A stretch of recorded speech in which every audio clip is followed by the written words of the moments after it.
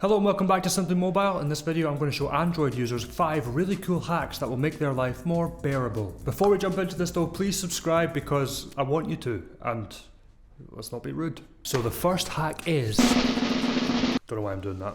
Why waste time typing when you can just speak? Now you may know if you hold your space bar, you can move your cursor a lot more precisely. But if you go into text settings, scroll down to swipe, touch and feedback, tap on touch and hold spacebar and change from cursor control to voice input.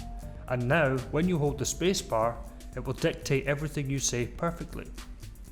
This next one I know you're going to love. This is more of a Google feature as opposed to an Android feature. You can actually do this on iPhone as well. This is a great one for DIYers. We've all been in that situation where we're trying to hang a mirror or a shelf and we have to try and do it by eye. But you can turn your smartphone into a spirit level.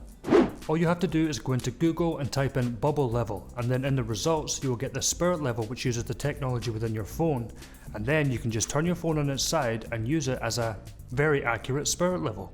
Number 3, if you want to keep your number a secret from somebody who has you in their contacts, you don't have to put your phone on withhold. You can just type #31# before their number, and then when you phone them, it will say no caller ID. There's a secret menu on your phone that you don't know about. Go into your keypad and type in *#0*#, and then you will get this menu that appears where you can test all the functions of the device. You can test your speakers, you can isolate the left speaker from the right speaker, you can test your screen, the different colors of your screen.